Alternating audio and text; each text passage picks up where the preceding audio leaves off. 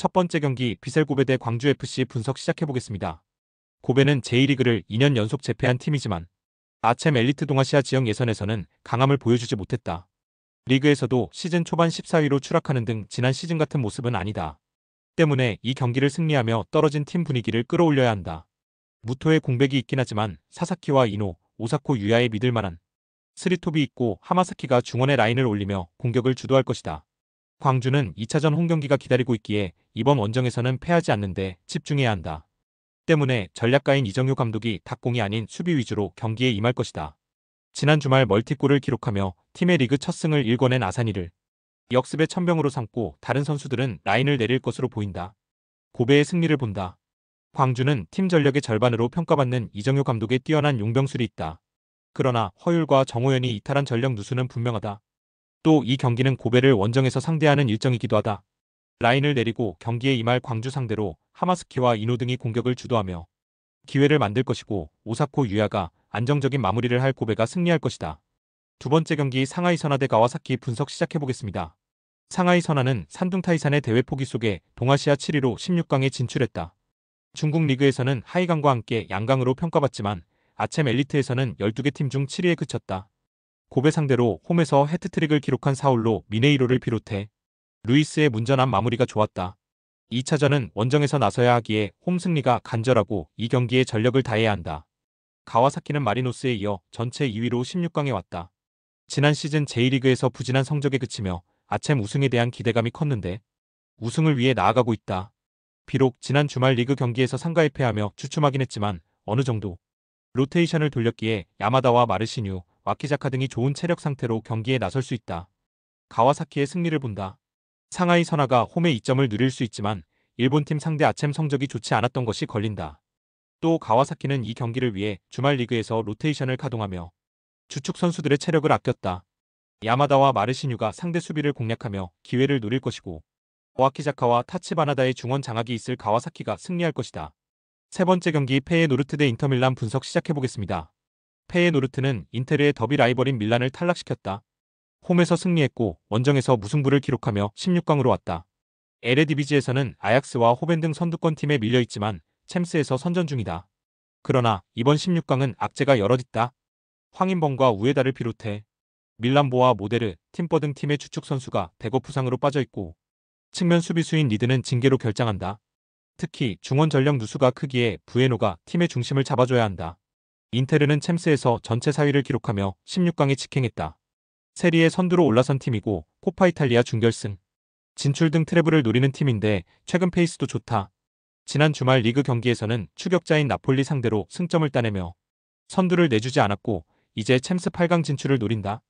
베테랑 측면 수비수인 다르미안이 부상 중인 걸 제외하면 풀핏의 전력으로 나서는 경기다. 인테르의 승리를 본다. 밀란을 탈락시킨 페예노르트의 기세가 대단하긴 하지만 전력 누수가 크다. 특히 황인범과 밀란보, 팀버와 모데르 등 팀의 중원 자원이 거의 전멸 수준이다. 미키타리안과 차라노글루, 아슬라니 등이 중원에서 확실하게 경기를 주도할 것이고 라우타로와 튀랑이 찬스를 해결할 인테르가 원정에서 승리할 것이다. 네 번째 경기 PSG 대 리버풀 분석 시작해보겠습니다. 파리는 최근 전 유럽에서 가장 뜨거운 팀이다. 챔스 초반 부진에서 벗어나며 연승으로 플레이오프에 갔고 브레스트 상대로 10대 0의 완승을 거두며 플레이오프를 통과했다. 기존의 강력한 공격진에 가세한 흡입차 효과가 대단하고 덤벨레가 콜로 무아니의 이적 공백을 잘 메웠다.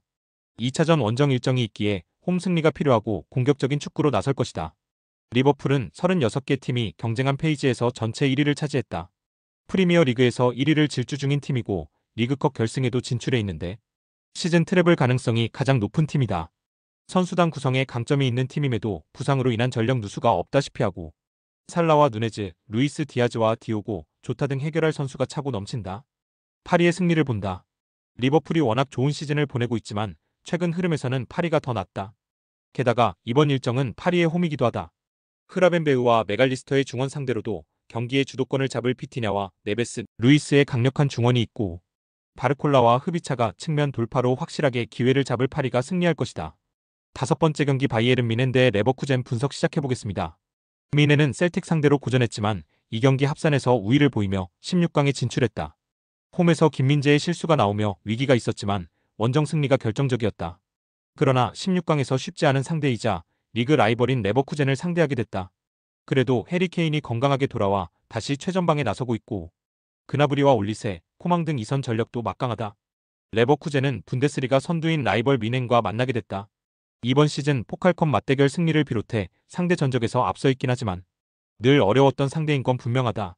2차전 홈 일정이 있기에 원정에서는 패하지 않는 것이 우선인데 무리하지 않고 수비 위주로 경기를 운영할 것으로 보인다. 역습에 나설 비르츠와 보니페이스를 제외한 선수들이 쉽게 하프라인을 넘지 않을 것이다. 미넨의 승리를 본다. 레버쿠젠이 미넨 상대로 이번 시즌 수비 위주의 경기 운영으로 무너지지 않은 건 사실이다. 그러나 이 경기는 홈팀 쪽으로 무게감이 기운다. 자카와 팔라시오스가 중원을 두텁게 하며 수비 위주로 나설 레버쿠젠 상대로 킴미히와 파블로비치, 고레츠카가 중원 우위를 가져갈 것이고 케인이 조나단 타의 집중 마크를 이겨낼 미넨이 승리할 것이다. 6번째 경기 벤피카 대 바르셀로나 분석 시작해보겠습니다. 벤피카는 모나코 상대로 나선 플레이오프에서 1승 1무를 기록하며 16강에 진출했다. 이번 시즌 포르투갈 리그 팀들이 유럽 대항전에서 인상적인 성적을 내지 못했는데 그들만이 토너먼트 경쟁을 이어가고 있다. 챔스에서만 7골을 터뜨리며 주포 역할을 확실하게 한 그리스 국대 스트라이커 파블리디스가 안정적인 마무리를 보여줬고 코쿠와 올스네스의 중원 존재감도 확실했다. 바르샤는 나리가 1위 팀이고 챔스 페이지에서 전체 2위를 차지하며 16강에 직행했다. 대회 내내 엄청난 화력을 자랑했는데 9골을 기록한 레반도프스키를 비롯해 11개의 공격 포인트를 기록한 하피냐의 마무리가 대단했다. 다소 이름값이 떨어진다는 평가를 받았던 수비진에서는 가르시아와 아라우호, 쿤데 등이 상대의 공격 시도를 잘 막아냈다. 바르샤의 승리를 본다. 벤피카는 확실한 해결사인 파블리디스가 페이지에서 바르샤 상대로 해트트릭을 기록하는 등 맹활약했지만 경기를 패했었다. 반대로 상대의 공세를 막아내는데 고전했기에 승리할 수 없었다. 페드리와 카사도 등이 중원에서 경기의 주도권을 잡을 것이고 레반도프스키와 하피냐가 경기 내내 침투로 기회를 노릴 바르샤가 승리할 것이다. 스포츠 당첨에 제일 중요한 건 조합입니다. 각 팀 분석을 잘한다고 하여도 조합을 못할 경우 큰 배당을 가져가지 못하는 거 다들 아실 겁니다.